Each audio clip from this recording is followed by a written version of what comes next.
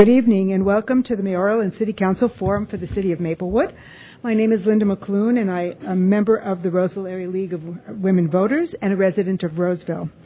I am a moderator for this evening's Meet the Candidates Forum. On behalf of the League of Women Voters, I would like to welcome all of you tonight, the candidates who joined us here in Maplewood City Hall, and those who are out here in the live audience, as well as those viewing the forum on the Comcast Cable Channel 16.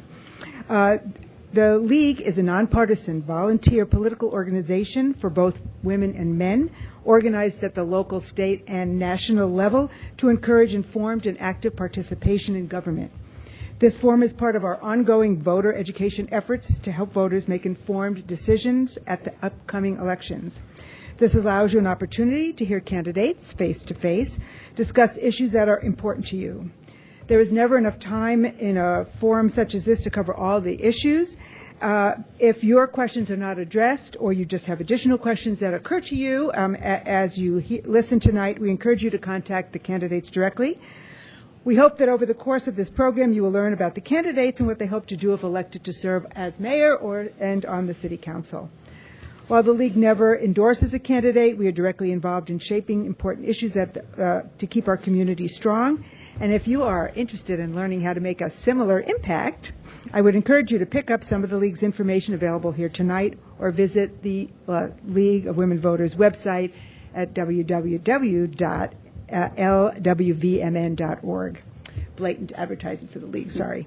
The views expressed in this forum are those of the candidates and not those of the League of Women Voters, and sponsorship of the forum is not an endorsement by the League of any candidate. All candidates who filed for this office were invited to this forum. The other mayoral candidate was unable to attend. I will read as best I can her opening and closing statements. And they look a little long, and I will do my best, but when my time is cut off, I will end, so I apologize in advance. Again, I want to remind the candidates that this forum is being broadcast in its entirety live and will be rebroadcast in its entirety. And please check again Comcast Cable Channel 16 for airing times. It's also going out on the city web portal and on the city's Facebook portal. So how modern is that? So this year, the citizens of Maplewood are electing a mayor and 2 city council members. And we have our city council candidates here tonight and one of the 2 mayoral candidates. We'll use questions written by the audience at today's forum, and they are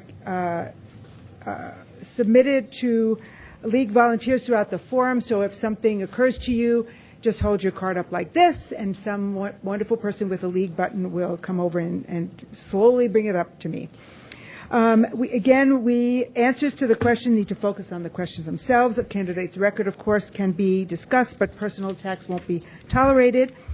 We ask the audience hold all applause until the very end of the forum this evening, even though I know you're going to applaud every single time, but we're going to just hold off. So now we're going to introduce the candidates for mayor, and then I will introduce the candidates for city council for the city of Maplewood. There are 2 candidates for mayor and 4 candidates for the city council position. So the first candidate is Margaret Behrens. The second candidate is Nora Slawick, who is with us tonight. And then for city council, we have Mary Lee Abrams, Kevin Berglund, Kathleen Juniman, and Nikki Villavicencio.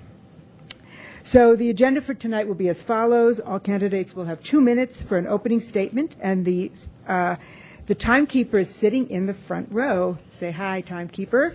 And when there are 30 seconds left, she will hold up this fabulous yellow card that says, yellow, 30 seconds left.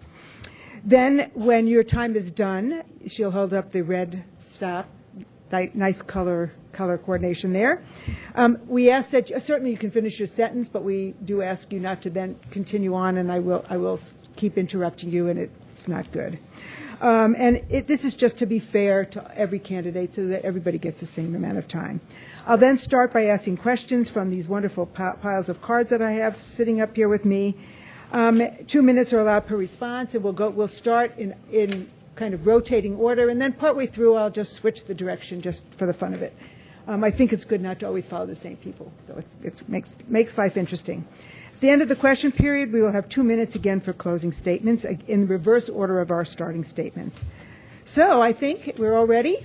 Then we are ready to begin with our opening statements, and again you have 2 minutes for each response. We will start our opening statements because it's better to start with somebody who's here and living here with us. So the first of the two mayoral candidates, Nora Slawick, your opening statement, please. Thank you. Good evening, everybody. Thank you to the League of Women Voters for organizing this forum, and thanks to the people who are in the audience and for those who are at home tuning in. My name's Nora Slawick, and I am the current mayor of Maplewood, and I'm running for re-election. I have lived in Maplewood for over 24 years, first in South Maplewood for 20 years, and now in the Gladstone area. My husband, Mark, who is here tonight, and I have 4 children between us, and we love living in Maplewood in our wonderful neighborhood near the many parks and trails.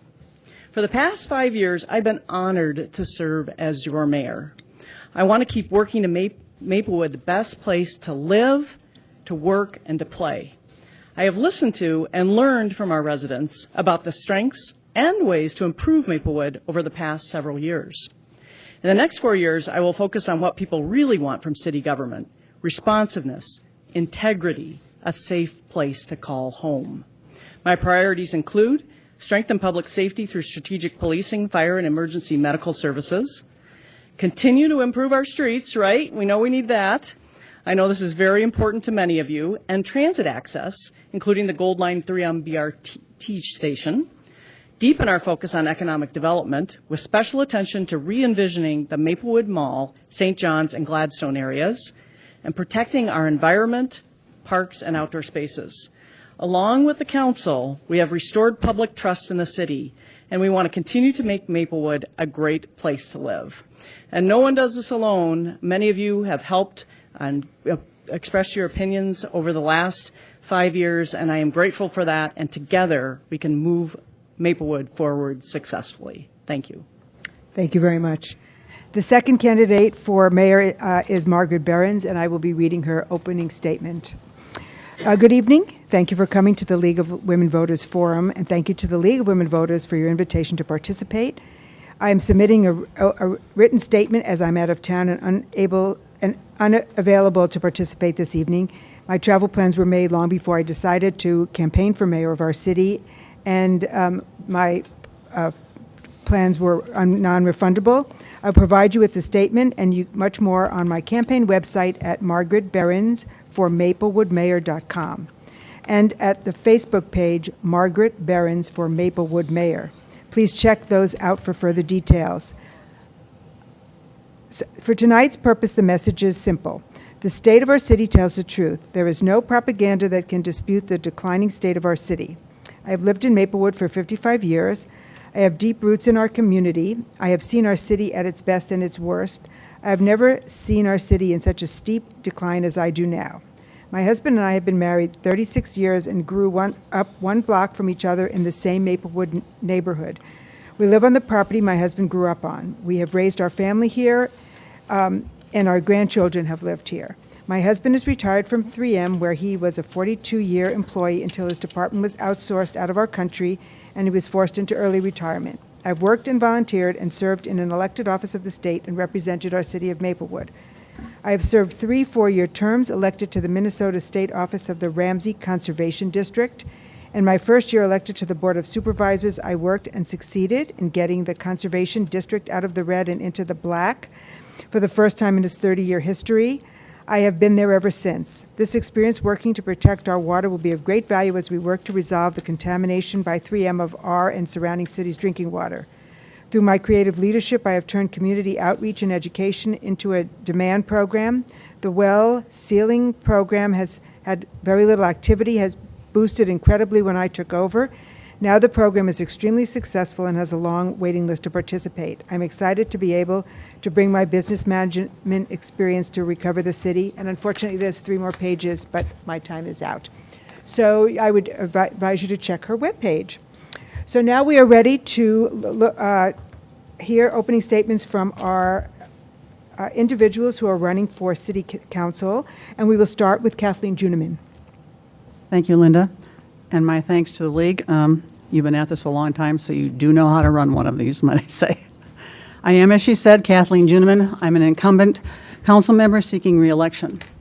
My history is long. I was raised in the Beaver Lake East County Line neighborhood, and my husband Greg and I have lived in the Parkside neighborhood for 43 years.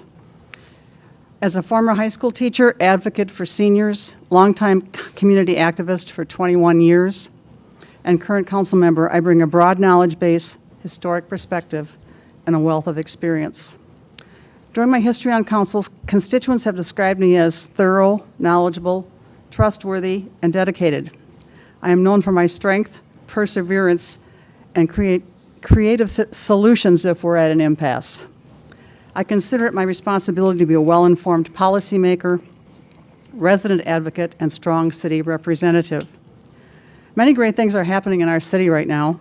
The redevelopment in Gladstone, the new office at Healthy Specialty Center, and the residential rentals, Conifer Ridge near St. John's Hospital in the mall, the redevelopment of Wakefield Park as a destination park, the renovation of our nature center, participation in the Rice-Larpenteur revitalization planning process with 2 other cities, transition to a full-time fire and EMS service, ongoing planning for the implementation of the Rush Line, bringing a whole new transportation mode to us, initiating the North End Market Study to help guide the future of the Maplewood Mall and St. John's Hospital area.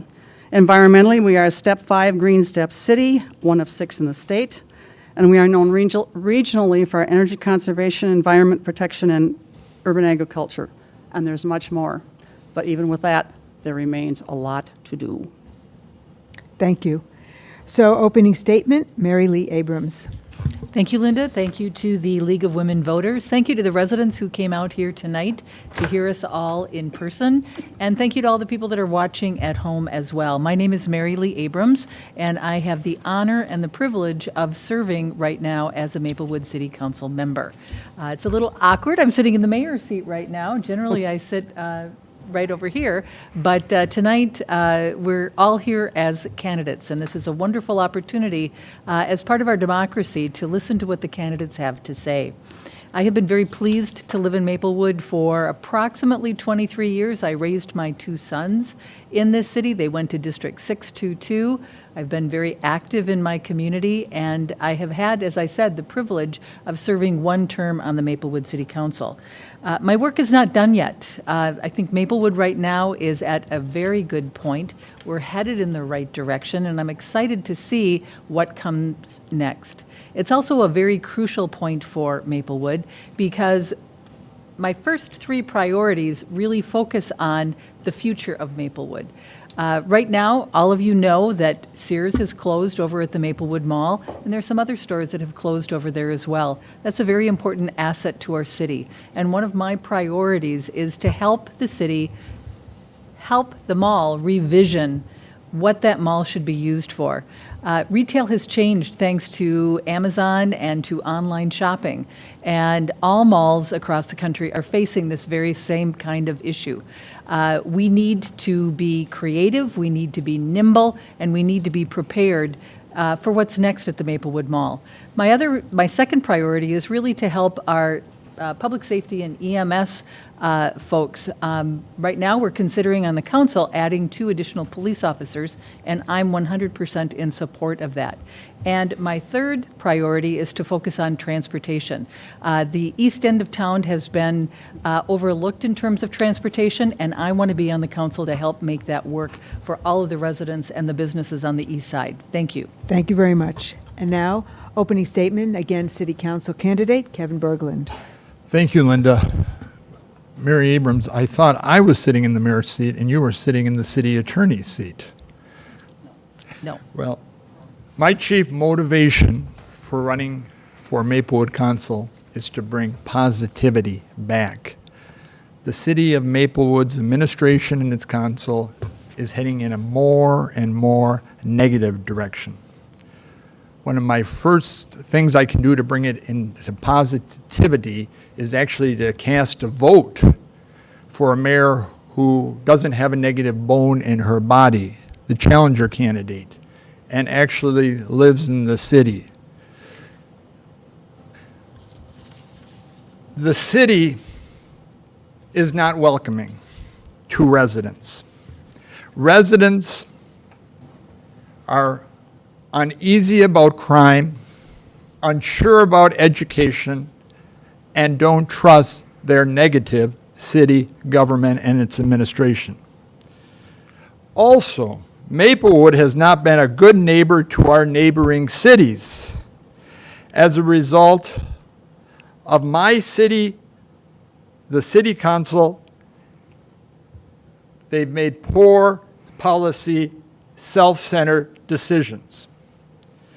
Up at City Hall, because of internal issues in the fire department, with poor morale, with my city suing our own part-time firefighter relief association fund, and a power play money grab, and sending fire ladder trucks to medical calls, Maplewood doesn't have the focus and resources to properly cover Maplewood residents' EMS calls for service.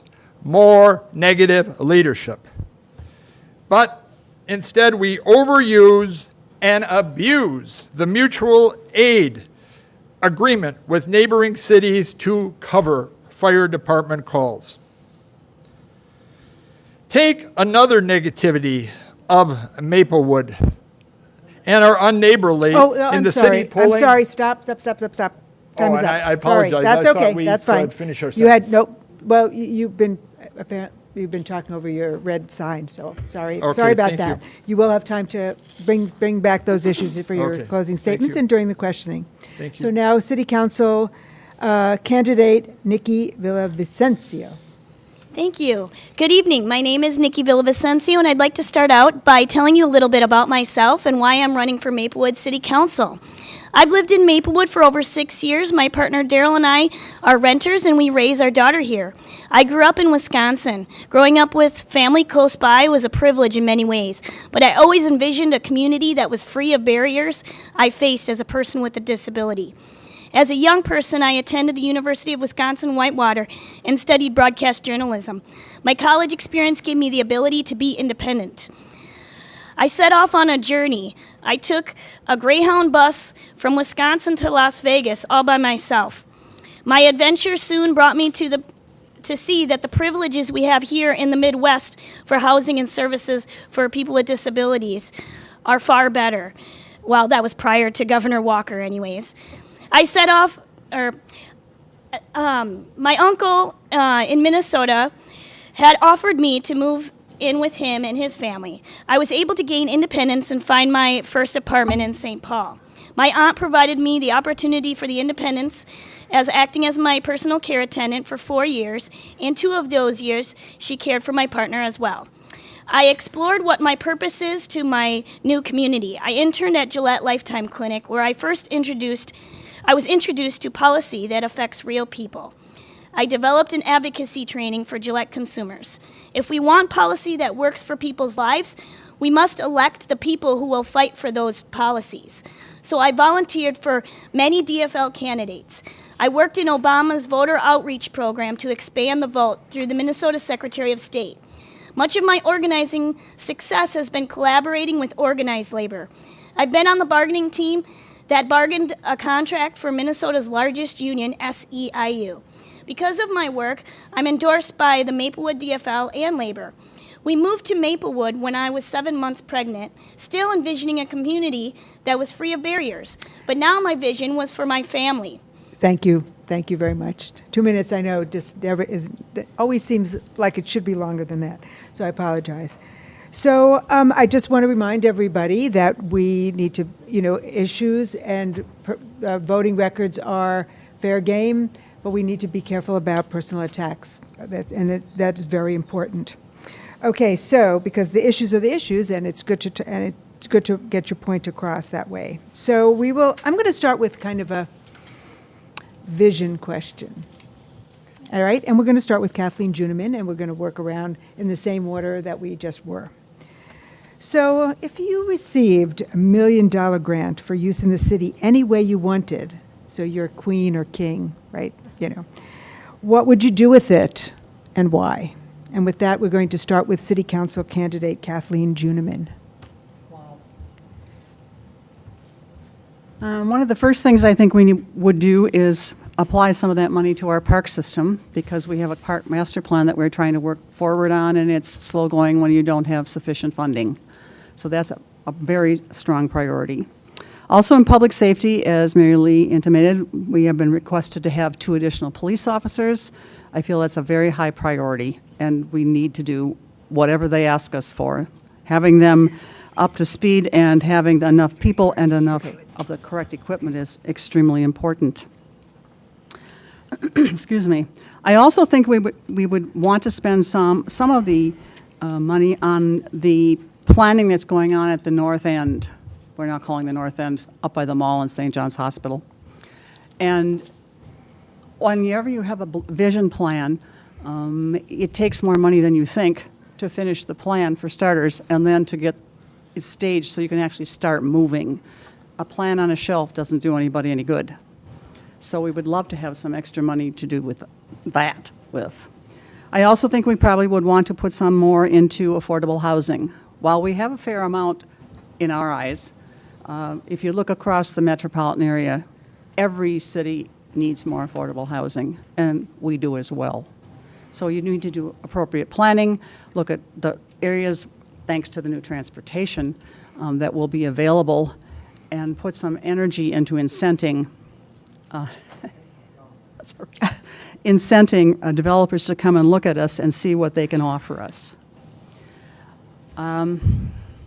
I think if we do those things, the $1 million will be gone. Thank you. Again, the question is, if you received $1 million grant to use for the city in any way you wanted as queen, what would you do with it and why? And next will be our city council candidate, Mary Lee Abrams. What a wonderful dilemma. I often sit up here at the Council Dais and really struggle with some of the hard issues because we certainly want to ensure that we have excellent service in our city, but we also have to be fiscally responsible. And I view this as a gift of $1 million. I certainly hope that one day that might happen, that some benefactor would give the city $1 million and we would get a chance to spend it. So I view this as a question having to do with new money, something that really wasn't anticipated. And I really would focus on 2 areas. Because in looking at new money, this is something that we have design for, but we don't have all of the funding in place right now for. So I would look at splitting this. I would put $500,000 into our parks and trails. We did a survey on livability here in Maplewood, and generally about 75% of our residents are either happy with the livability here in Maplewood. They find it either good or excellent. And one of the reasons is our parks and trails. It really goes to a quality of life kind of a question. And I would pick out those parks that are on the horizon for us to work on and to upgrade, and I would put $500,000 into parks and trails. The other $500,000 I would put into our roads. One of the frustrations that I think any council has across the metro area is the status of our roads. We have a lot of roads that need to be fixed. We've got great staff that are out there and they actually grade all of our roads, and we address the worst roads first. Now, as a council member, I voted in favor of a franchise fee to help our roads. But I would take $500,000 and I would put it into another big road project to fix our roads. Thank you very much. So our next city council candidate, Kevin Berglund, if you received $1 million grant to use for the city in any way you wanted, what would you do with it and why? Thank you. Enough of this me arrogance shown by your current incumbents. I'm more of the Bernie Sanders grassroots democracy and do not want to be king or some sort of fascist dictator. I'm interested in removing the negativity which has surrounded this administration and its council. Where the first thing they would need to do is we want to return them to the need to be accountable. We first need to return to being a good neighbor in our region, which I think from all our neighboring cities, including North St. Paul, White Bear Lake, Van Ness Heights, we're looked at as a complete pariah, an embarrassment and negative. Second of all, we have to bring public impact back to the current council. It's a community standard. We had in Maplewood a long history of residential input. When the current leadership took over, they cut it out. Secondly, we need to bring back the Citizens Mayor's Forum, another community standard for 25 years. Another thing the negative leadership cut out, and instead they went to Twittering, which NPR calls a cesspool. Next, we need to bring back community access cable. Again, a community standard over 25 years, shut down by the current negative leadership. All I know is that we need to sit back and bring positivity back, respect and welcoming to the city's citizens, and we got to get rid of this negative attitude that is exhibited meeting after meeting from the current administration and the leadership. Thank you. So our next city council candidate, Nikki Villavicencio. Did I say that right? I said that wrong. I know I did. Villavicencio. Anyway, so if you received $1 million grant to the city, what would you do with it and why? Well, you know, I think $1 million nowadays really doesn't get you very far nowadays. So, I mean, I think we still need to really think very hard about that $1 million. The first thing I would want to do is engage Maplewood residents in meaningful ways and see what they care about. And the first group of people that I would go to is the senior community. I think seniors nowadays are pictured as these vulnerable adults that are not able to do anything for themselves. And I think that seniors are a pillar of wisdom that we need to tap into to make our community better, along with the progressive ideas that we are building now. Obviously, as a Parks and Recs Commissioner since 2014, I would love to put money towards parks, but you know what? I think we've been doing a really good job at working on the parks, and I would say that the trails and working with our regional levels of government. I think that if we make sure that when we make trails and we make parks and we make them connected to everything and have a livable community. So the bus system needs to go to the trails, and the trails need to go to the parks, and those all need to be conjoined with all of our state and county services. So yeah. Thank you very much. We'll now go to our mayoral candidate, Nora Slawick, and the same question, $1 million grant, what would you do with it and why? Thank you, Linda. You know, as I'm out there talking to people door to door, boy, are they happy with this council. You know, over and over I hear, we want to keep you. We do not want to go back to where it was in 2008. We like this council and we love the work that you're doing. So I would split it like this. I'd give a little bit to a couple of different things. Streets is the number one thing we hear about out there, and I would use it to accelerate plans for the streets so that we get more streets done. There are people that look outside, see the potholes and say, where am I on the list? And you know, it's like 2020, 2022, so I would accelerate that. I would do some community building like Nikki. I would work to bring us together around the community building around Rice Larpenter and around economic development and the Maplewood Mall, and what can we do and how can we be creative, and we could bring apartments into where Sears is, or we could bring Century College in to hold classes there. So to do some economic development.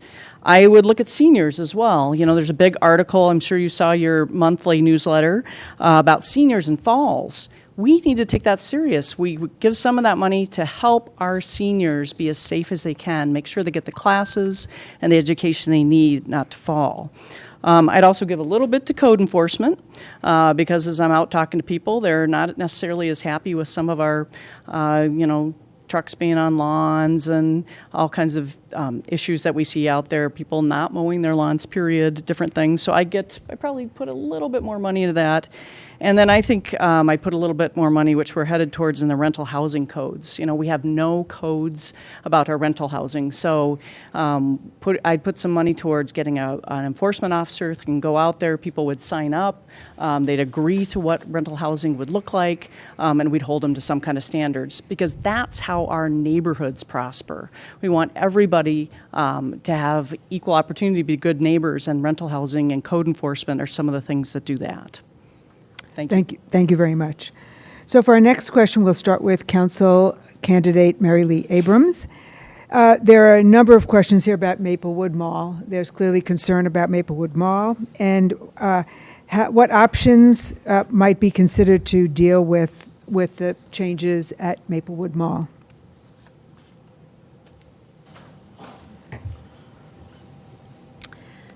Thank you. In my opening remarks, I talked about my number one priority is really looking at that mall area.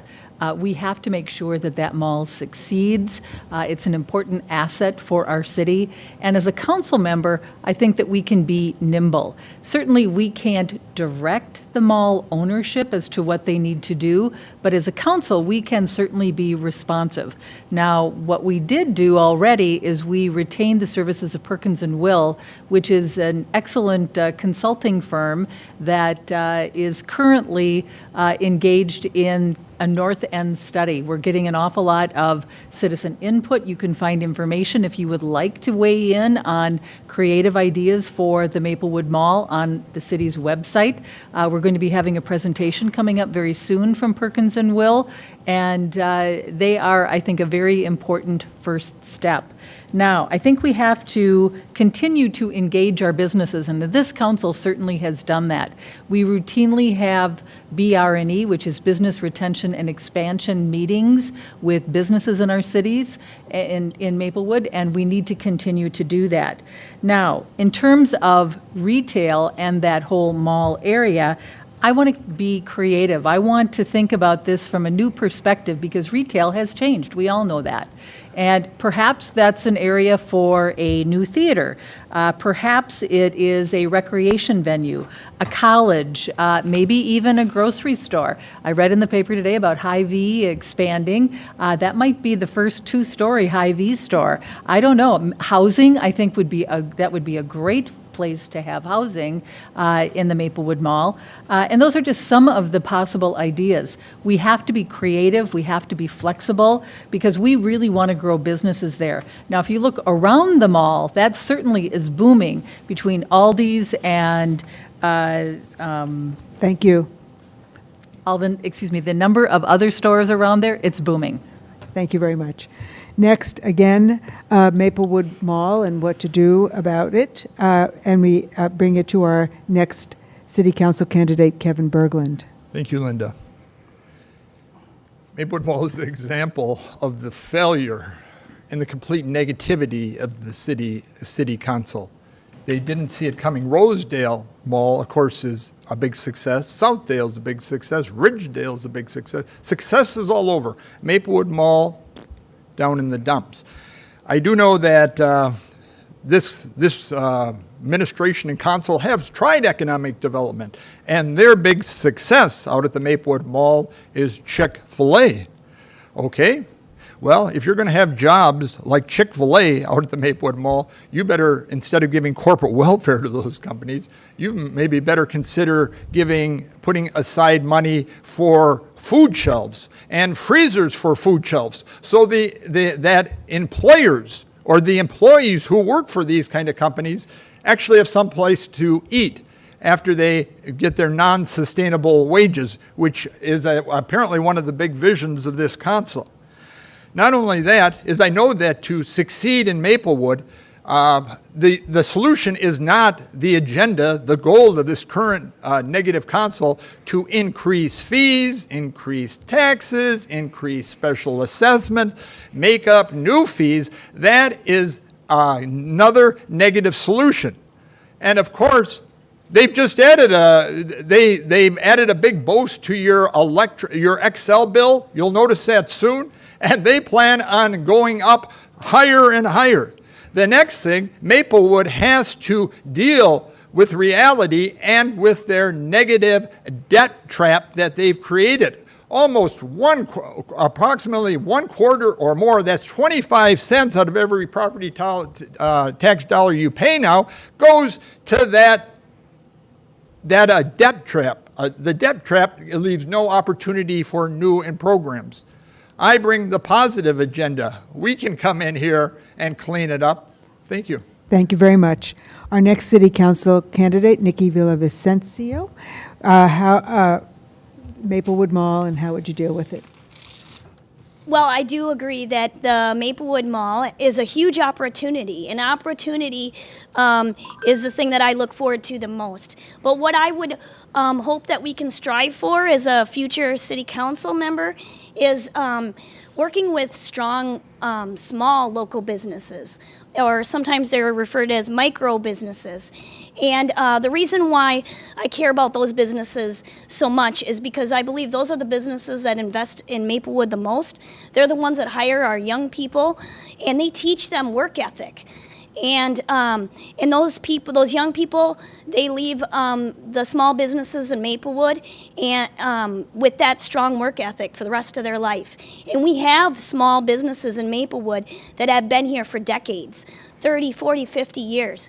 We as a city in Maplewood, we need to shine a light on those businesses and work with them to make a community that's not only workable for the businesses, but a livable community that all families want to walk around, right? Like, I don't want to go down the Maplewood area and think that I'm in Vegas. I want to look at more of a natural community that is connected to things and that makes sense. Thank you very much. Next, our mayoral candidate, Nora Slawick, Maplewood Mall. Thank you. In looking at the whole Maplewood Mall area, this council has really done excellent work. We have worked with Health East to bring the new 140,000 square foot building called the Health East Clinic and Specialty Center. You might have seen it over by St. John's. That is employing hundreds of people are in there being employed and giving back to our economy. I was out talking with neighbors and they said, I can get all my medical services right in 2 blocks away. This is fantastic. They love it. We have the new Alzheimer's unit coming. People are saying, what's that on Beam going up?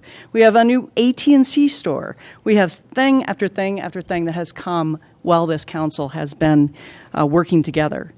For the mall, we're working hard. If you've been over there, it's a concern. And I know many of you have said to me, I go to Maplewood Mall, and every time I go, there's another store closed, right?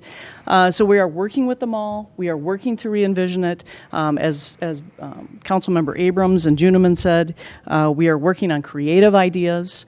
And I think it's going to take some time, so you can't solve this in a month or two. It's probably going to be in the next year.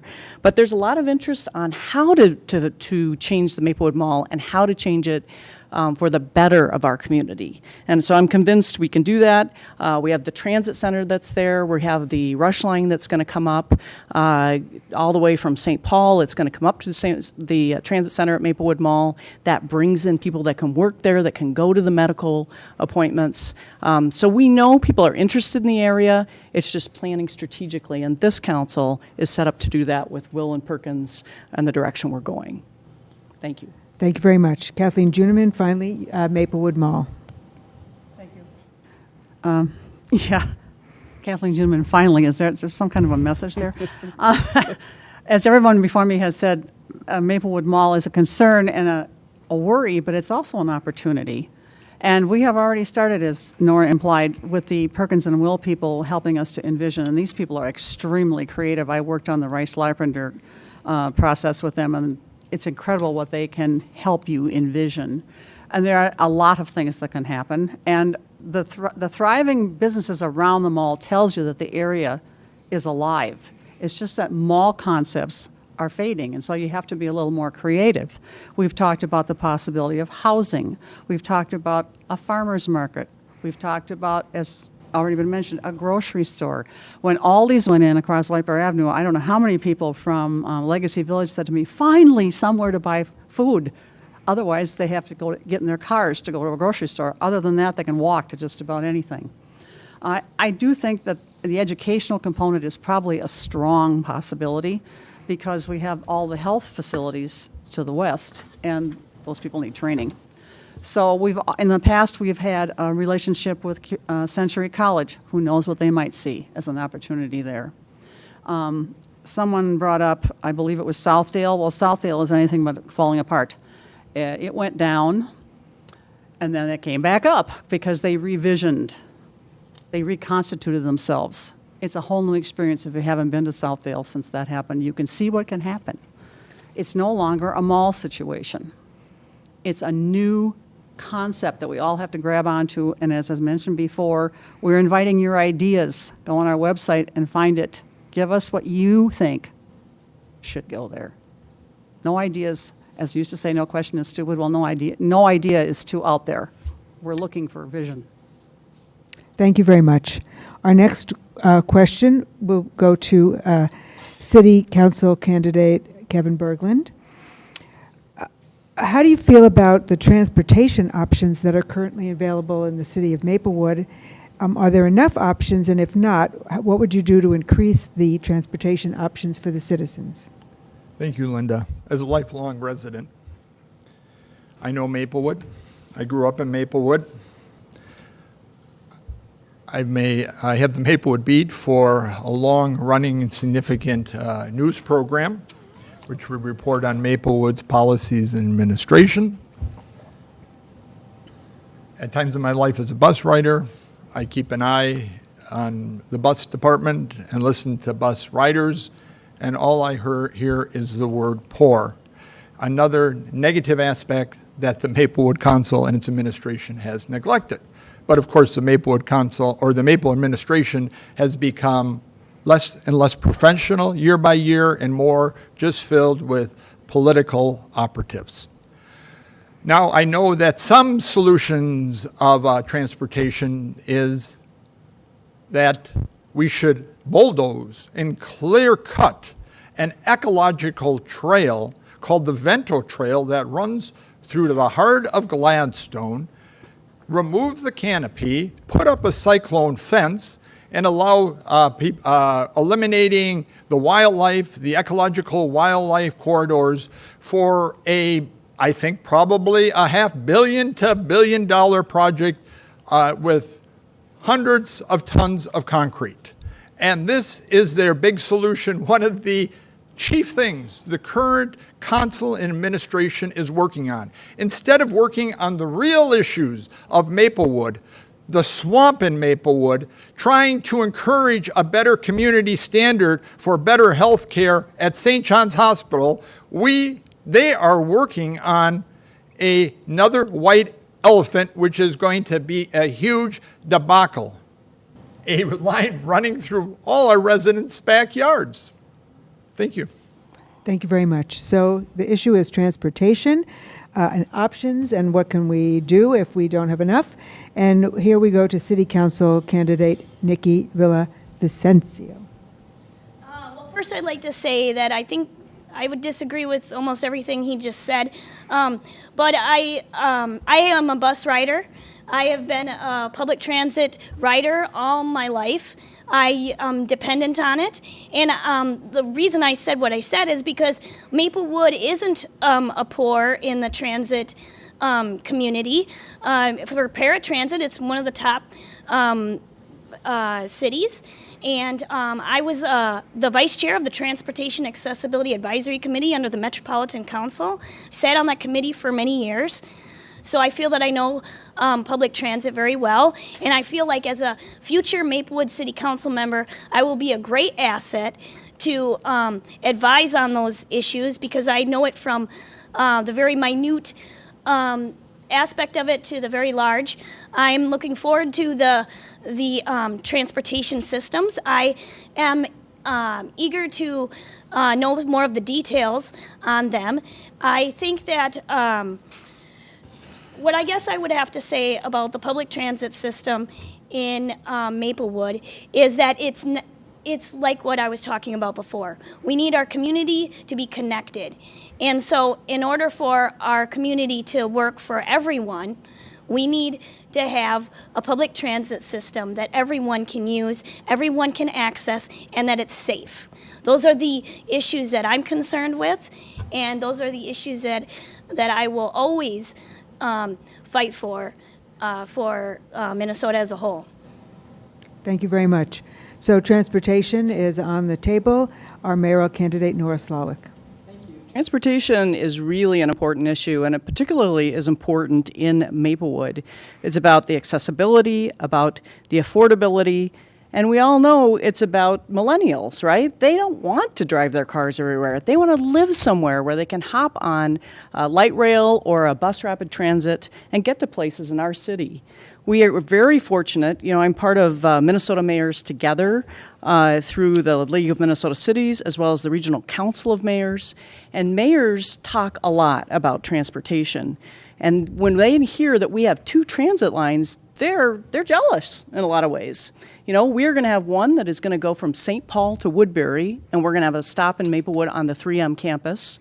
So we'll have a stop right there, and people can go to jobs there. It should be very attractive for millennials in our area, as well as people living in that area to go downtown and get all around the Twin Cities. Also, that's the Gold Line, and then we have the Rush Line, which is going to have 5 stops in Maplewood. Again, is already attracting transit-oriented development. We have senior market rate housing going up at the corner of Frost and English. That would not happen without transportation going through there. It's about those stops that are going to go through there, and the investors that want to come to Maplewood, that are talking with our council, that are attracted to what we're doing, that want to invest. And we've seen 2 housing projects come to play there. Again, market rate for the senior one. I think transportation is just a huge issue. We talk about driverless cars and all the things that could happen in the future.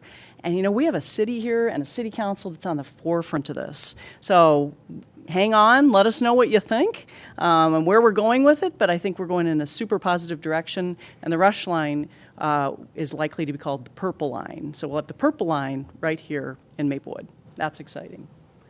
Thank you very much. So next, City Council candidate Kathleen Juniman, transportation. Thank you. You know, it's tough to be at the end of the line on a question like this, so I'll just repeat some things. But we are in a good position, both for a change geographically and from the sense of a dedication to transportation. I presume some of you in the room may remember the Nest bus, the local bus service that we tried to have for a while, and it just became unmanageable economically. But that was an attempt to pull people into the community, then out to appointments and that type of thing. And we've outgrown those things. And so what we're looking at now is a much broader picture. And we're looking at, as she said, we're blessed with 2 mass transit lines that are going to service different parts of our city, actually. And there are people moving into Legacy Village over here and also into the new Gladstone area because they know we're going to get the mass transit. There are people who just don't want to drive their cars downtown. Gee, I wonder why. Or people who work in Minneapolis who want to be able to take the bus rapid transit downtown, get on the Green Line and go to Minneapolis. This is a dream for a lot of people. That's probably why we have Conifer Ridge that came to be. I'm sure, I can guarantee you it's why the new senior apartments in Gladstone that the mayor referred to changed from 70 units of subsidized to 107 units of market value, because the developer knew he could attract people to live there. It's all about what we have to offer. And we have been more than supportive of mass transit. We've been seeking after it. There was an open house 2 weeks ago up at the library, and there were a number of you there, a number of citizens there. This is just the beginning. But you can see there what the plan is, who it's going to service, and how it's going to improve moving in our community, within our community, and out of our community to work. Thank you. And Mary Lee Abrams, City Council candidate at Transportation in Maplewood. Thank you. This really is an exciting time to be on the council because we do have these great transportation opportunities that are just right there on the edge of happening.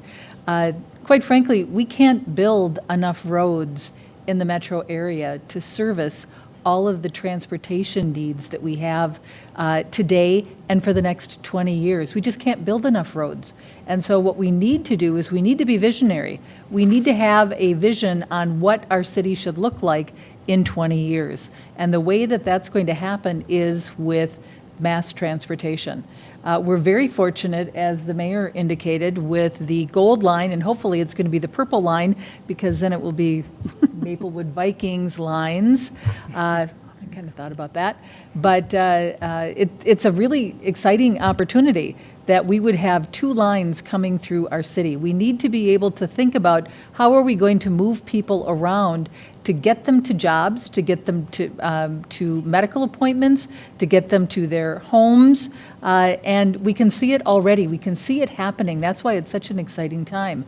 With the whole Gladstone, Frost English area, what's happening there, it's all based on the anticipation of transportation coming through there. We need to be able to get people moving, and it can't just be by building more roads, because we can't do that. We don't have any more space. And so what we need to do is we need to think creatively. On Labor Day, I had the wonderful opportunity to go down to the Saints games with my 2 sons, and it was wonderful to see the light rail system that they have down in downtown St. Paul. Well, we're not talking about light rail coming out this way. We're talking about something a little bit different. We're talking about BRT, bus rapid transit. It still is a means of moving people, and I watched it sitting there down outside of the stadium, and I watched people getting onto the light rail, and it was amazing to see. I'm excited to watch what happens in Maplewood. Thank you. So for our next question, we will start with Nikki Villavicencio, our city council candidate, and it's probably no surprise to any of us here that we live in Minnesota. Minnesota is tough on our infrastructure. So what would you, how would you prioritize Maplewood's infrastructure needs? Well, we've talked a lot about the streets. Obviously, the streets are the first priority, making sure that they're safe and available for people to drive on without ruining their cars. Obviously, that's an important thing. I think that the access to the community from the I'm sorry, can you repeat the question one more time? So how the priority for infrastructure needs in Maplewood? Well, I believe that we need to work, as we've talked about, like the mall and all the areas around that, is the economic development. I think we need to work on that infrastructure and making sure that works for Maplewood and it doesn't increase the taxes of our residents too much. And I believe that I would need to also speak to many of the other people in Maplewood, like I talked about, the seniors that I can tap into for all their wisdom. Thank you very much.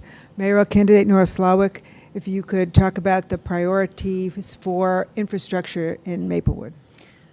So infrastructure is always interesting because it's something we all don't really want to think about or like to think about, but if we don't do it well, it can really hurt a city or a jurisdiction.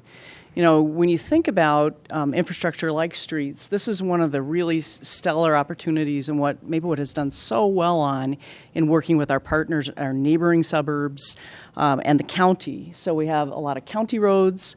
We recently had MnDOT come in and give us a presentation on what's going to happen on 36. Is Century going to be able to go through, right? Is Hadley going to go through? When is that going to happen? And that affects our residents. If you've gone out 36 to go over the new bridge, you know it gets really backed up there.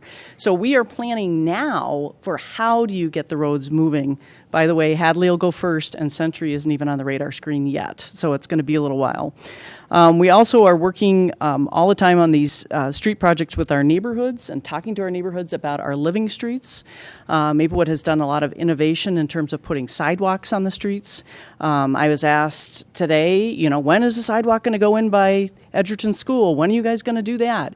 To residents, it makes a big difference if we can do infrastructure well, and that does include our sidewalks, our safe to school routes, our relationships with the county, our relationship with our surrounding suburbs, and also with our parks. As you know, we have a lot of Ramsey County parks, and that's infrastructure in terms of when something happens at the Tulu courts, is Ramsey County going to take care of it, or is Maplewood going to take care of it? Well, it's a Ramsey County park. So we have to have those talks about who is going to do what for the infrastructure and make sure we're cost sharing well. And that's something we want to make sure we're doing well too. So thank you. Thank you. So City Council candidate Kathleen Juniman, if you would talk about priorities for infrastructure. Well, as has been referred to already numerous times, roads, roads, and more roads. We hear about it a lot. There's nothing more exciting than a night when you hear, on a scale of 1 to 100, this street comes in at 34. Oh boy, needs doing. Unfortunately, we do have several that are falling into that category, but they have been prioritized in the past. We have done a number of projects actually in the past when the economy was stronger. We did more than one project a year. Now we are having to be more cautious about that, but we do it in an order of need. And I know everybody thinks their street is the worst, but if you want to know what the worst ones are, you can call our Public Works Department and they'll give you some 33 and 34 rated streets and you can go drive down there and then yours won't look so bad. And there's also, besides the road itself, underneath the infrastructure, we have to deal with aging sewer pipes, aging gas lines, aging water lines. That's a trip. It used to be that the water department didn't want anything to do with that when we did a road project. Well, we've twisted their arms now, and they figure it might be a good idea when you're doing a road project to come in and replace the water main first, rather than dig up the new street 6 months later. There's a lot to be done, and the list will be never ending, but we are moving it along as rapidly as we can. The infrastructure also involves connectivity of sidewalks, and our policy has been in the past to put in sidewalk where it appears necessary. That problem there is the description of necessary. What we're doing now on any major road project is trying to put a sidewalk or trail on one side of an arterial street. If you're going to the nature center, a park, a school, whatever. And then where there are bits of sidewalks, when we do a road project, we actually try to connect what's left. And then from an accessibility standpoint, when we do a road project now, if there's a park in the neighborhood or a school in the neighborhood, we actually go in and engineer curb cuts so that people that need the accessibility get it, and we do it at that time to be more efficient. Thank you. So, City Council candidate Mary Lee Abrams, if you would talk about priorities for infrastructure for Maplewood. My colleagues are correct. We do spend quite a bit of time talking about roads. A lot of people still ask, how is it that our roads have gotten so bad? And the answer really is two-part. The answer is that a number of years ago when roads were being rehabbed, that we got some, like many cities, the state was using a road mixture that didn't have quite enough oil. They were trying to be very green, and so they reduced the oil mixture, and consequently what happened with a lot of our asphalt is that it doesn't stand up to the second part, which is our weather. We know winter is coming, we know the freezing and the thawing, and it just really wreaks havoc on our roads. So we spend quite a bit of time on roads trying to figure out how we can do more roads. That's why this council voted in favor of a franchise fee so that we could approach more road repair and kind of get ahead of the game. We have definitely a plan. Our council has focused on what needs work the most. We do the same thing in terms of our playgrounds. The playgrounds that need the most repair, they have all been evaluated by staff in terms of safety and looking at fixing those playgrounds and replacing those playgrounds that are the oldest, that are the least safe, and addressing those. But there's one other point about infrastructure that I think is really important that is unique to the council that we have right now. And what we did as a council is that we went and we have put in place an asset management plan so that we know every asset, the buildings, the roofs, the boilers, all sorts of pieces of equipment that we have in the city. We have had all of those evaluated, and it's all in a computer system so that we know that just exactly what equipment needs to be replaced. When does the filter over at the pool need to be replaced? The roof over at the community center, the roof on our city building here. We have spent time looking at that infrastructure, and we have an asset management plan to help us manage that effectively and economically. Thank you. And not finally, but last on this round of questions, Kevin Berglund, City Council candidate, how would you prioritize the infrastructure needs of Maplewood? Thanks, Linda. Infrastructure. Here we go again. Listen to the council. The only possible solution is more new fees, more taxes, higher special assessments.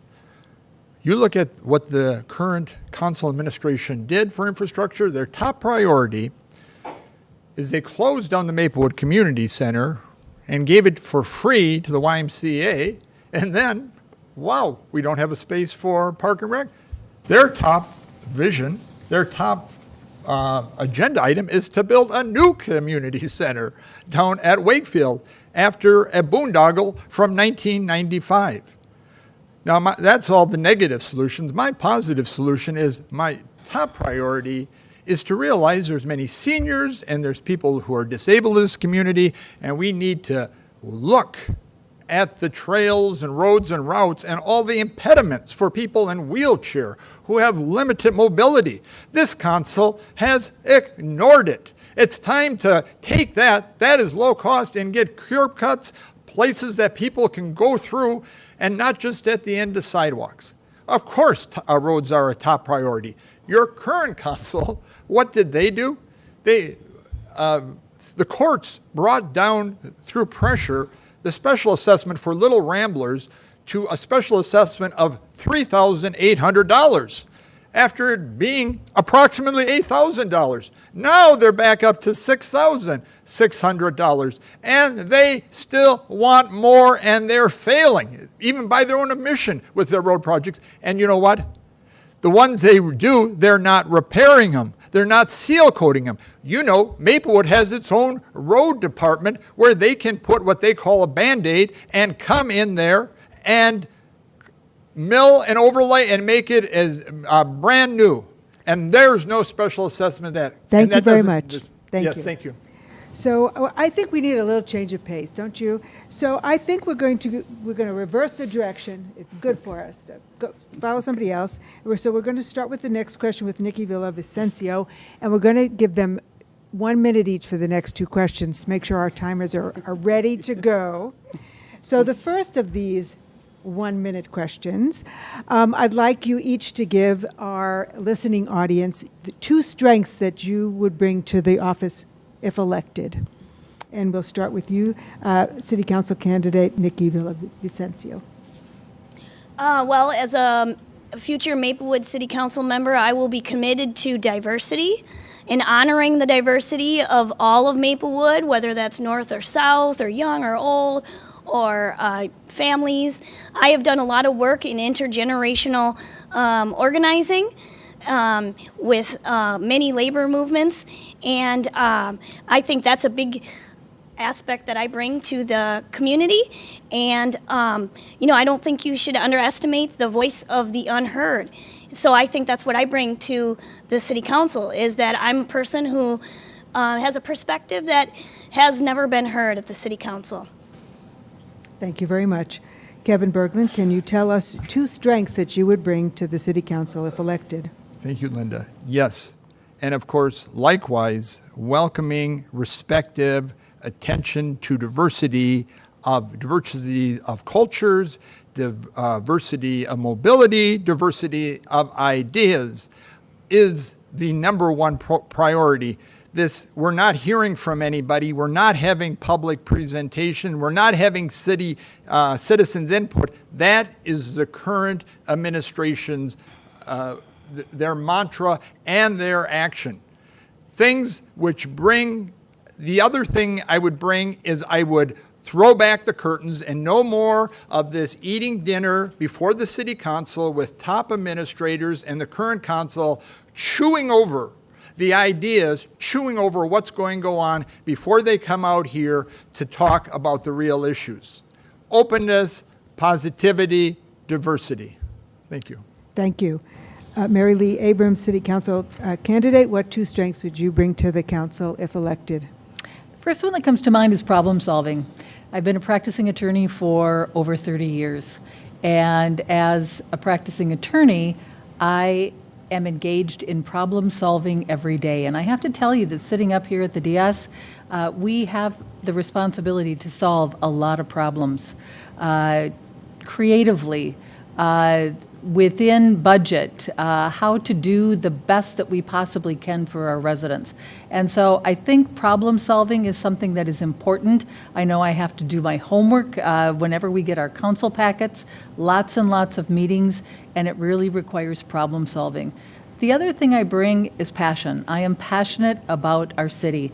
I want the very best for our residents. I want the very best for our businesses. I want to make sure that the decisions that we make as a council really help propel our city forward into the future in the best direction that we possibly can be headed. And so I think problem solving and passion. Thank you very much. Kathleen Juniman, City Council candidate, what two strengths would you bring to the council if elected? Well, as the senior member, I may as well get it out that a historic perspective resides in this chair. I've lived here most of my life, and I've gone through all of the, shall we say, high moments and evolutionary points in Maplewood history firsthand. My father was on this council in the 60s. I saw it being put together, and now I have to try and help keep it together. And I do believe that the historic perspective often gives us some vision of where people came from and how we got where we are now and how to keep it this way. And the other thing I think I bring is a very broad breadth of experience and knowledge based on my advocacy for residents long before I was on the council. I was a community activist for 21 years. And also the knowledge I've gained by sitting in the chair up here.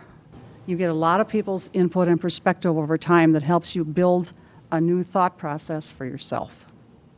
Thank you. And our mayoral candidate, Nora Slawick, what two strengths would you bring to the city council chambers?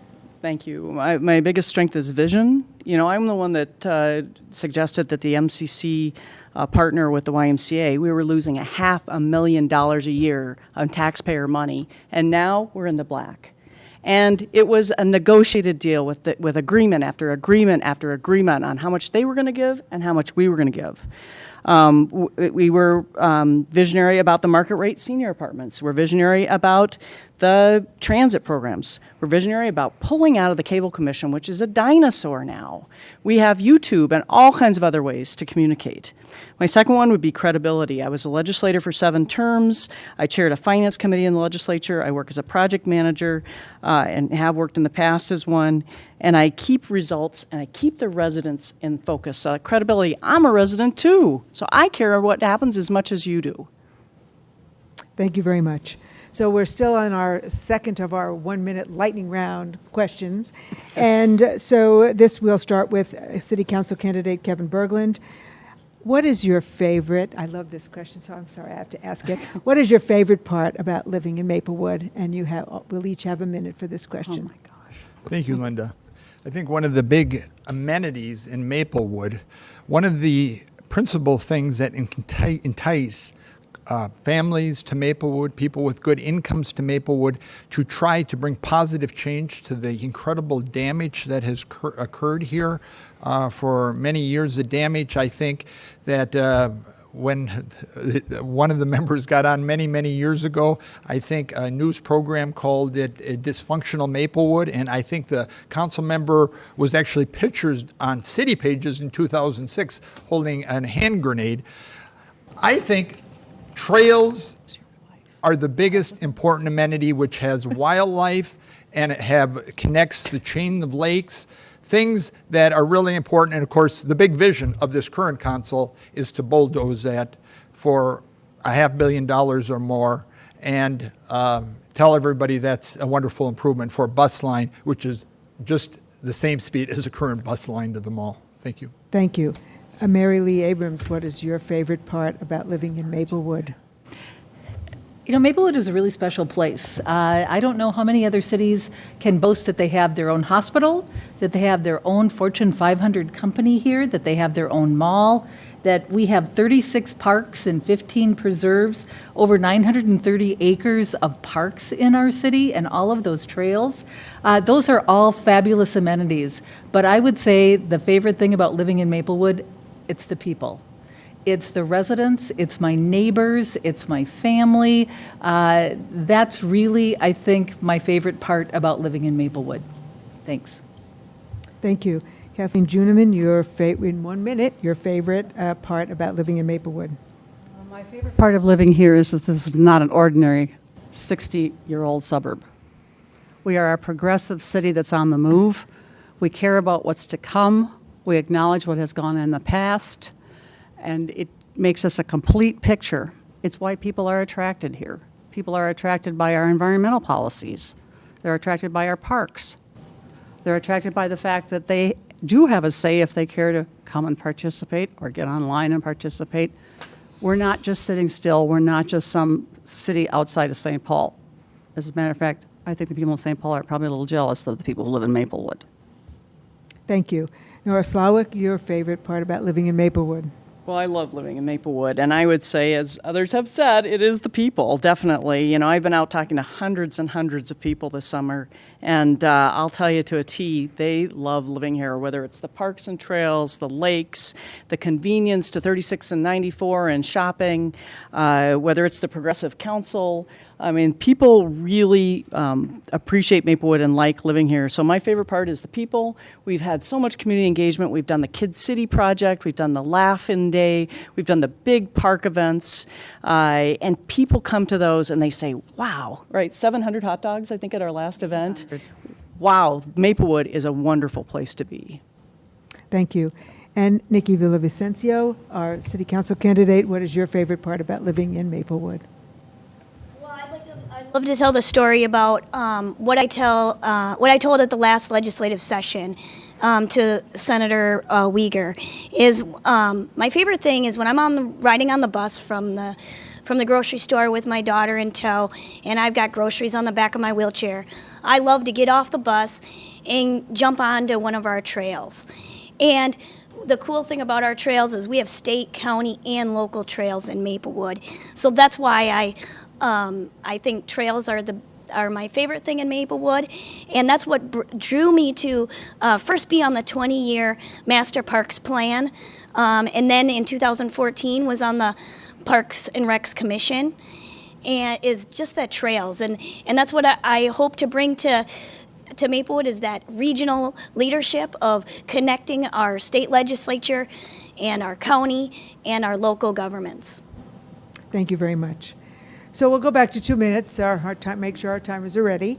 And we will start this next question with Mary Lee Abrams, City Council candidate. So there are 2 school districts in Maplewood, and how could the Maplewood City Council increase partnerships with your school districts? I think we already are partnering with our school districts. The council has invited both superintendents from 622 and 623 to come and talk to the council. Myself, I sat down with our superintendent from North St. Paul Maplewood Oakdale School District at a BRNE meeting with her. Once again, that's the Business Retention and Expansion.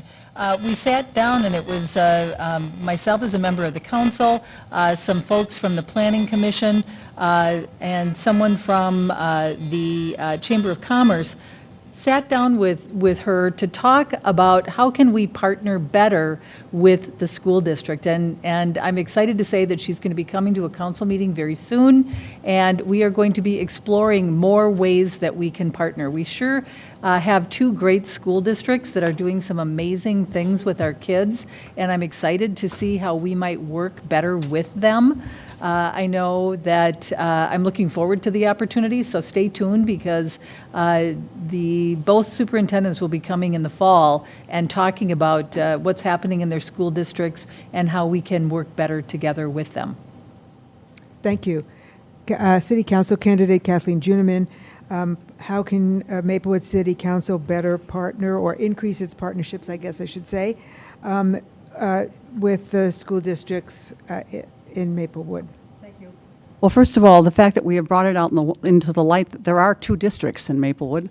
Everybody thinks because there's a North St. Paul Maplewood Oakdale School District that that's the end of the line. For everyone who lives west of Keller Parkway, it happens to be the Roseville School District where we happen to live. And both districts have their strengths. Both have a different focus on and many times, and to be able to communicate with those people is wonderful. Both superintendents have come in the past and are going to come again later this fall to speak to us about what's going on in their districts. I know the districts have reached out to our city management and have quarterly meetings with the management to let them know what's going on and what their needs are. And I was also privileged to serve on 2 different committees for the Roseville School District as an elected official from Maplewood. Sometimes they kind of forget, too, that Maplewood's in the Roseville area school district, so they need a reminder. But I did serve on the School Facilities Committee, and then I also served on their last committee for their last bond issue. So we are involved, very involved, and they are stepping forward to become more involved. They see us wanting them here, and they're more than willing to come. Thank you very much. Nora Slawik, mayoral candidate. How would you increase partnerships with the 2 school districts in Maplewood?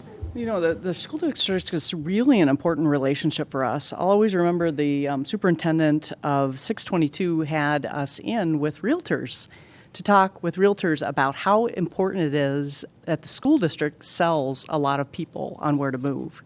And that if our school districts aren't strong, Maplewood does not do as well, right? So we have a very interlinked relationship that we really need to think about helping each other do well.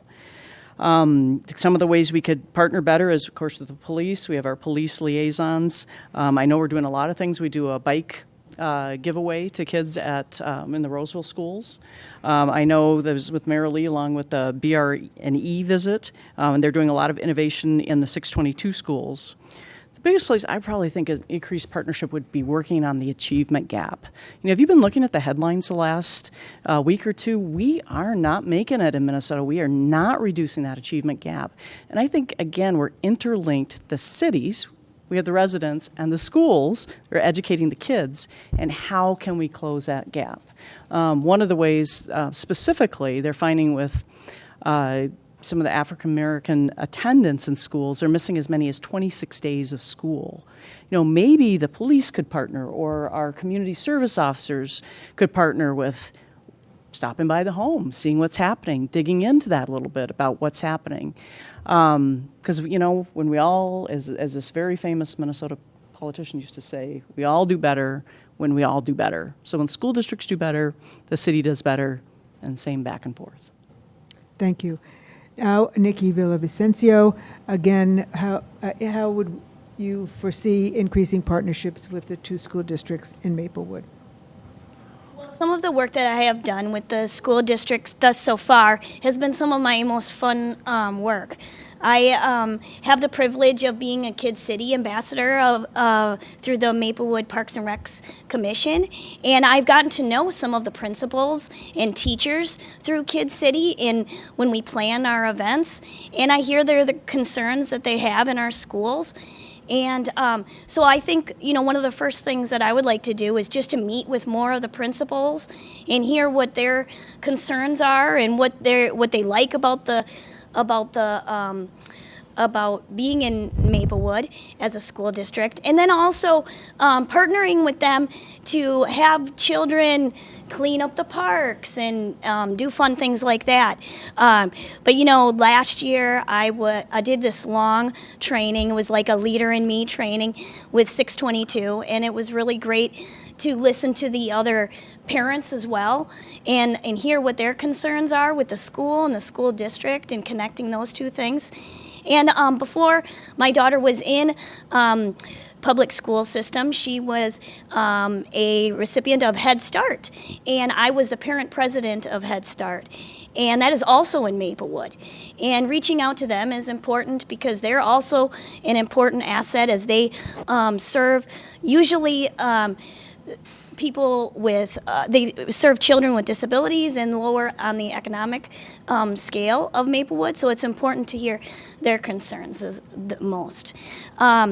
So I, again, would just say that partnering with the principals and hearing what their concerns are and listening to the people who work at the 620 school district over by North High School. I don't think a lot of people even realize where their office is, but you can go in there and talk to them.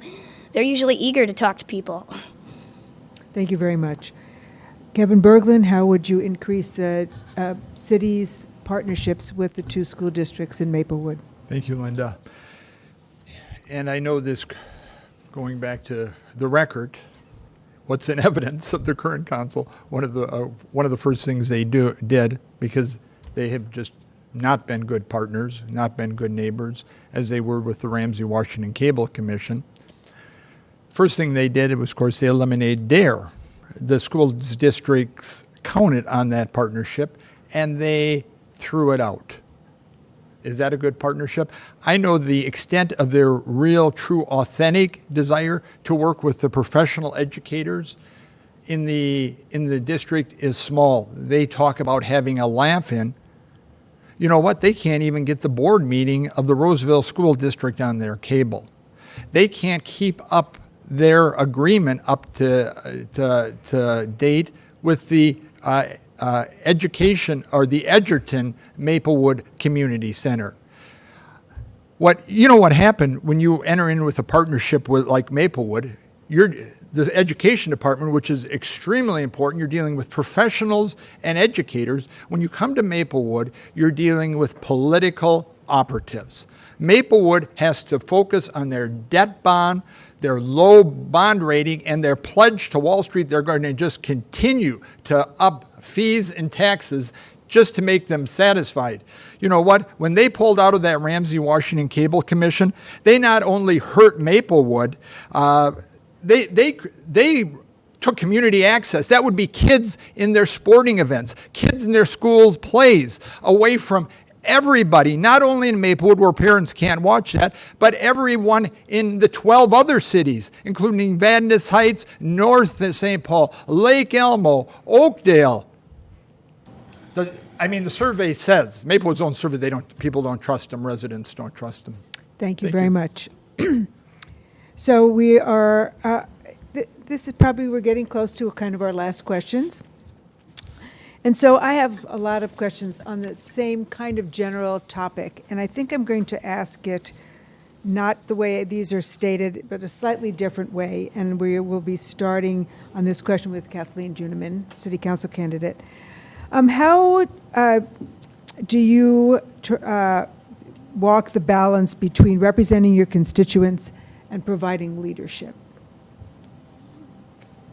You personally.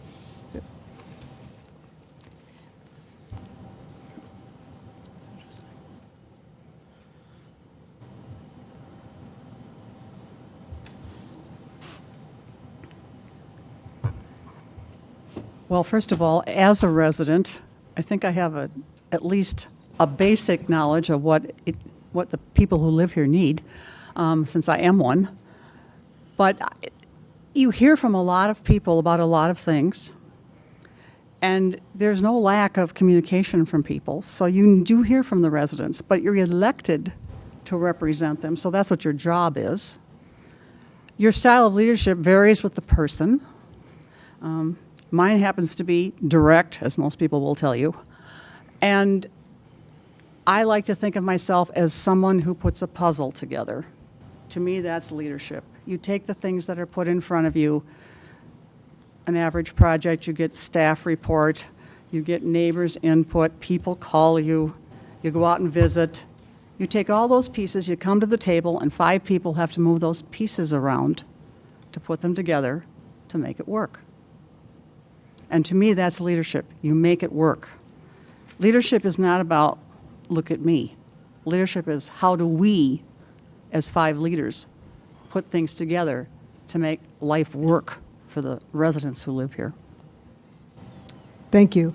We will now go to mayoral candidate Nora Slawick. How will you and do you navigate the balance between representing your constituents and providing leadership? I think that's an interesting question. I'm not sure who put that forward, but it can be difficult. I will tell you, as I'm walking the neighborhoods, I am hearing about these unique situations, particularly with code enforcement, rental housing, all kinds of things that we don't necessarily hear right up here at the dais. And so one thing is walking leadership, is with my constituents, with the residents, is bringing those concerns to staff and saying, you need to address these situations. Usually they're in the pipeline somewhere, but it's making sure we have to be a responsive city. We have to respond to people. So one thing is making sure that people feel heard, and that can be a challenge. And that's where the leadership part comes in, is working with other council members and staff to talk about what's the right direction to do in these things. Hence why we're headed towards a rental housing policy, why we're headed towards more code enforcement. Maybe we're going to do twice-a-year sweeps, things like that, because we need to get out there and get on top of this. We want to continue to be proud of our community. So for me, it's something I really think about, but I think about, I'm a resident too, so I want to make sure they're represented. And a lot of times we work again in partnership with the staff and moving that forward. And then we are responsible for the bigger ideas. I think the debt reduction has been one of the really important things that the council has done. And it's constantly, is that affect maybe, are all of you thinking about debt reduction? Probably not every day in the city realm. But to us, that's saving you millions of dollars, the way we've reorganized. I mean, a very mundane topic, but definitely has your pocketbooks in mind. So it's doing that both on a visible and a behind-the-scenes manner. Thank you. City Council candidate Nikki Villavicencio, how will you navigate the line between representing your constituents and providing leadership? Well, my leadership style is very just organize. And obviously I'm in campaign mode right now, and organizing in campaigns is a lot different. But in issues, my leadership skills are around just focusing, bringing people on common ground and allowing them to be the voice of that issue. And then as a future leader, would be the person to support them. That's how I think good leadership is. I believe that, as I grow as a leader, that institutional knowledge will come forward. But I think that's where leaders have vision, and constituents are there to tell us what their issues are, because they're not the leaders. And so it's us to have the vision and to take their issue and put it into our vision. And that's what I hope to do as a Maplewood City Council member. Thank you. Next is Kevin Berglund, City Council candidate. How will you navigate the balance between representing your constituents and providing leadership? Thank you. Thank you, Linda. Ladies and gentlemen of the audience, what's in evidence is the negativity and failure of the leadership. Of course, we know that the fancy accounting Maplewood has created to try to hide the debt bomb has just shifted that debt trap into other accounts that aren't counted in the long-term debt, including tax abatement bonds. The leadership that we've seen here at the City Hall, I think it was in November 2006, all the patrol officers of Maplewood, 56 of them, sued the city of Maplewood. There's the leadership. What about the other thing? It just never ends. Coming up on Monday, they're planning on eliminating the Police Civil Service Commission, which was set up to stop political retaliation of police officers. Public safety is the #1 issue, and they have failed. More negativity. Take what's going to happen on Monday also. you're going to send one of the members of the Maplewood Council out to the Trump White House to take a tour for, apparently, just reading the packet, for approximately $1,000, yet they don't have $1,000 to give to pay the staff at the Maplewood Historic Society, which the city is the landlords over. The Maplewood Historical Society holds a lease for the Brood Trump for the farm. They put the volunteers in there, and Maplewood can't find $1,000 to compensate them for all the programming. You know, their campaign newsletter that they always deliver every month. They have all kinds of events out at the Brood Trump farm, and yet with no problem, they find $1,000 to send one of the members of their council out to the Trump White House for a tour. Thank you very much. Leadership, right? And finally, how will you, Mary Lee Abrams, as council member, navigate the balance between representing your constituents and providing leadership? I'm a resident, just like all the rest of the candidates here. And as a resident of Maplewood and as a city council member in Maplewood, I try to shop locally. I use local businesses. I can't go to Costco, and we all love to go to Costco, but I can't go to Costco without running into someone that wants to engage in some kind of conversation. My style is to get a lot of information, a lot of input, to talk to people, to really listen to what they have to say, and then translate that into some type of action step. Perfect example, last council meeting we were talking about our levy for 2019 and what we're going to do. And what I've been hearing by phone calls and talks with my neighbors, talks with people out as I'm out and about in our city, is a concern for an increase in our 2019 levy. And the reason that people are expressing their concern is because of something it's unrelated, but it is related because it all relates to our pocketbooks. Our state legislature did not align our income tax with the federal income tax changes. And so we're all kind of hanging out there for our 2019 taxes, and we don't know what's going to happen. And I've had a number of people who have expressed to me that they're very concerned. They don't know how this is going to impact on their families. And so what I did was I listened to what everyone was telling me, and I brought that to the council. And I'm trying to keep our levy increase lower than what staff is recommending, because there is this financial uncertainty out there with many of our residents. That's how I translate what I'm hearing from the constituents into an action step. And I bring that to the council. I represent everyone in the city of Maplewood. We don't have districts. We are citywide, and I am certainly out there listening to what residents say throughout our city. Thank you very much. So I think I'm going to go back to a 1-minute question. So make sure our timers are ready. And I'm going to start this with mayoral candidate Nora Slawick. Weren't we supposed to end at 8:30? Yes, this is the last question, then we'll go to closing statements. Okay. So I thought, yeah, I know. Should we not do the last question? We can just go to closing statements. That's fine. Would you guys tired? That's fine. Okay. Let's go to as many questions as Okay, you well, like. I just have one short one. It's kind of a fun one, and it's kind of fun to end this way. So, and then we'll go to closing statements. So, 1 minute, Nora Slawick, what have you been reading lately? What have I been reading lately? Well, I am I listen more than I'm an Audible books. So I'm listening to, she's the 5, 4, 3, 2, 1. Mark knows all about this. You get up, you go 5, 4, 3, 2, 1, and you get up, and out you go, and you exercise, and you get off, and woof. Oh, That's what I'm listening to. What is her name? We have to remember what her name is. Mel. Yeah. So that's my biggest one that I listen to. I also, so for me, instead of books, it is more listening to. I do podcasts. I listen to a business podcast about marketing and about concepts in business.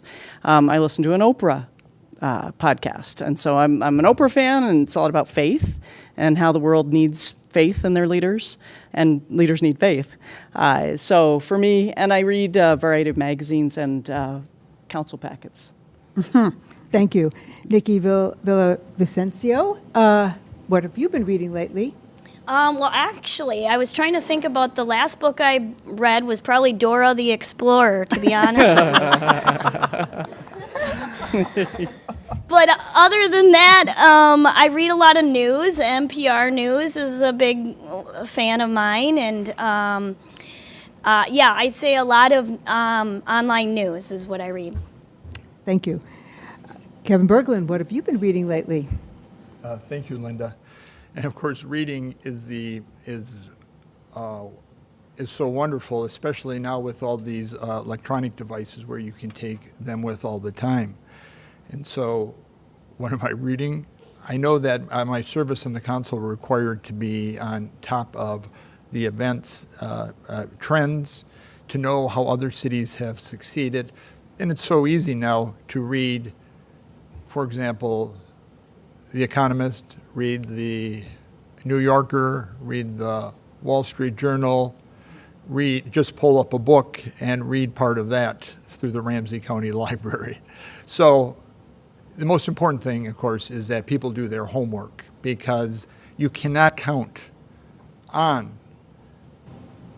what used to be professionals to give you accurate, full information up at Maplewood. It's your responsibility to do your homework and investigation so you're prepared. You're prepared to serve the city because, ladies and gentlemen. Thank you. Thank you very much. Thank you. Mary Lee Abrams, what have you been reading lately? Well, every day I read the newspaper, but I'm currently reading a book. It's on the history of Israel, and it is a fascinating historical study of the country of Israel. And I'm also reading a book. I kind of perpetually read the book Lincoln on Leadership, because you can only really, I think, ingest maybe one chapter at a time and then process it. I really like leadership books, and that's the one that I am continue to work on. I just read another chapter on it last week. So those are my two. Thank you. And Kathleen Juniman, what have you been reading lately? Well, I belong to a book club, which really, whether you want it to or not, broadens your horizons. But my last choice led me to another book by the same author. Her name is Victoria Sweet, and she's an MD, PhD, and she is basically trying to study how in the world did we get into this bind we're in with healthcare. And so the first book was called God's Hotel, which is basically the last almshouse in San Francisco. And she worked there for 20 years. That's where she did her residency, and she worked there for 20 years. And then she wrote the one I just finished, Slow Medicine. And it has a significance, trust me. Her premise is, in our haste to want to do everything so efficiently, we couldn't be any more inefficient in delivering health care. Thank you. So we're now ready for our closing statements. We'll go in reverse order of our opening statements. We'll start with our city council candidates. And so last becomes first. So our first city council candidate, Nikki Villavicencio, if you would please give your closing statement. You have 2 minutes.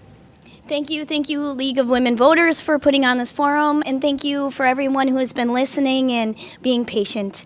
My 3 missions as a candidate for Maplewood City Council is regional leadership, strong local businesses, and healthy families. Supporting local policies that invest in Maplewood families. My work as a community organizer has been intergenerational. As a city council member, I will use my skills to make sure we include the concerns of the senior community along with young millennial families. We need Maplewood to be a walkable community for all people to use and enjoy, clean parks and public land, and a good relationship with the school district and the schools within Maplewood. As Maplewood further develops and increases its diversity, I will be mindful of how we further the economic development, mindful of the furthering the public transportation, and mindful of furthering infrastructure and how it affects the youngest people in our city to the oldest. And I promise, as a Maplewood City Council, I will engage Maplewood residents in meaningful ways. I'm committed to honoring the diversity of Maplewood, and I'm committed to removing the barriers for all people. Thank you. So closing statement, City Council candidate Kevin Berglund. You have 2 minutes. Thank you, Linda.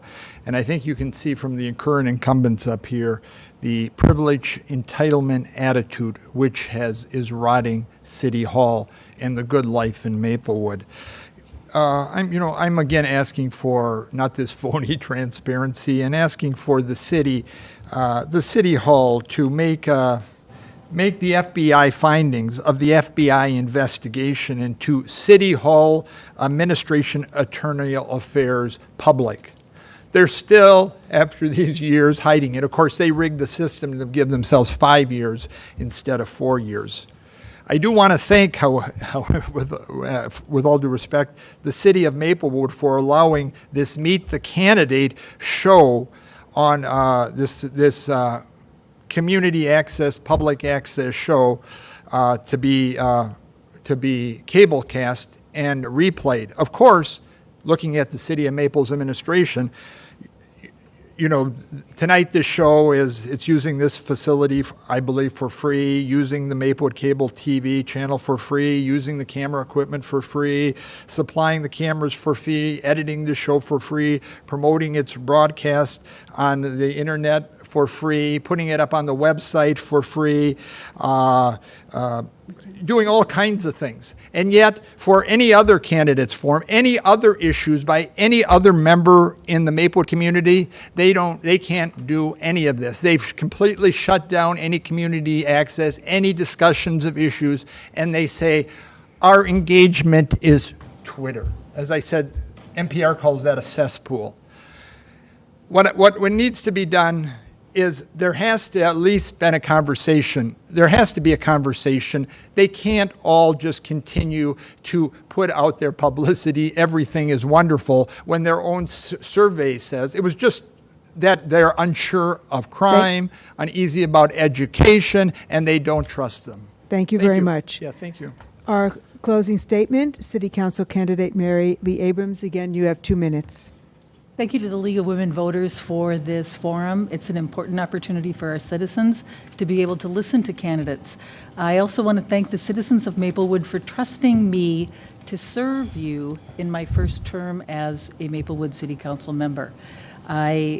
My job is not done yet, and I am excited to be running for re-election.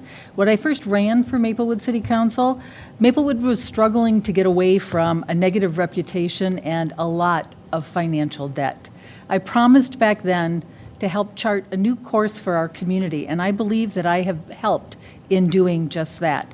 Maplewood has turned around and is now moving in the right direction. Since my time on the council, we have reduced our debt. When I started on the council, we were at $81 million, which was untenable. We have now reduced that debt down to $59 million. This amounts to an approximate $22 million reduction in our debt, paying off our debt in 4.5 years. Not only have we significantly reduced our debt, but the council has insisted on approving a debt policy to serve as guardrails so that we don't engage in that much debt in the future. We're also planning on reducing the debt further by another $10 million in the next 10 years. And you do that by responsible government making good decisions and very thoughtful decisions. We partnered with the Y. That was a very good decision that we made while I was on the council to stop the financial hemorrhaging that we were experiencing. The citizens of Maplewood were underwriting the community center by at least $500,000. Previous councils had never looked at asset management, and they didn't make any plans for what happens when we need a new roof. This council made that decision, and we partnered with the Y, and we are now in the black. That was an excellent decision. We have made vast strides since I've been on the council, and I would like that opportunity again to serve another term. Thank you very much. Thank you. And the last of our 4 City Council candidates, Kathleen Juniman, your closing statement. You have 2 minutes. Thank you. We are at a good place in the city right now. I believe I have served you diligently and well, creatively and responsibly. We have good management, we have dedicated personnel and staff, a solid financial status, including an excellent bond rating, good goals for operational efficiency and environmental sustainability. We are leaders environmentally in the region. My priorities for this coming 4 years are continuous efforts to maintain financial, operational, and environmental sustainability, address diversity and economic stability through transit planning, upgrading infrastructure, and development and redevelopment planning with thoughtful focus on business attraction and retention and housing rehab. And finally, supporting our staff, particularly in public safety, in working for our common goals in the community outreach and inclusiveness, efficiency, and a safe and healthy community for all. It has been my privilege to be part of this great team, and I would truly like to continue. I have the history, experience, dedication, and energy, and the work ethic. I missed only one meeting in 17 years, to continue to serve. Thank you. We'll now hear from the mayoral candidates. I am going to, in reverse order, therefore read the closing statement of Margaret Behrens. My leadership and experience have proven success that will enhance and accelerate our vision. I have 55 years of deep roots in our community. I served as a 3-4-year terms elected public servant to a Minnesota state office in their 30-year history of being in the red. In my first term, I brought them into the black financially. I have served on city commissions and task force panels. I'm qualified and prepared to serve as mayor. As a 2-term president of the Ramsey County League of Local Governments, my experience and success are proven. I have created programs and created revenue generation initiatives. That created a substantial surplus. This and my years of leadership experience is a powerful foundation. As a Ramsey County appointed member to the Low Cost Housing Committee and the Children's Services Citizens Review Panel for Human Services, gives me the added value to work with issues facing our community as our demographics evolve. My record of public service work has proven positive results. I have a vision for a transparent and responsible government that is accountable and responsible to the taxpayers. Our government must be inclusive, welcome everybody to discuss and decide our future. I am very diligent in providing quality representation and protecting our personal and property rights in an efficient and effective manner, in prioritizing to grow a strong and vibrant community. The state of our city shows a need. I'll work to provide an equitable and reliable foundation for our children, families, and individuals, and our seniors, and the most vulnerable who are at risk. I work to help all citizens achieve prosperity in our community. I have a lifetime of experience in working with all cultures and demographics. I work to ensure equality, security, and contentment for us all as a united community. I always work to eliminate racial and ethnic disparities across our systems, including employment, education, housing, justice, health, and human services. My network of partners and I have worked together effectively to build a healthy, sustainable environment, connecting families, aging adults, businesses, to opportunities that we need to help everyone succeed. I didn't quite finish. That is the closing statement of Margaret Behrens. We are now ready for our second mayoral candidate, Nora Slawick, for her closing statements. You have 2 minutes. Thank you, Linda, and thank you to the League. And I do happen to know that the League had to pay fees this evening, so you might want to fact check some of the things that you've heard here tonight. And I want to ask the people that have attended this forum, as well as those who have watched. As your current mayor, I'm humbly asking for your vote on November 6th. Of course, now, in this day and age, we can ask for it for November 6th and before November 6th. So I hope you'll get out and vote early and make sure you make your voice heard. I've worked very hard as your mayor to listen to our residents' concerns and to focus on our public safety, streets, economic development, and parks. I want to make sure we keep our great quality of life in Maplewood. I will continue to be responsive to residents and to help solve problems for you and our city. For the future, the things I want to work on and that I want to continue to work on with your support, and many of you have told me you're very happy with the direction of the city.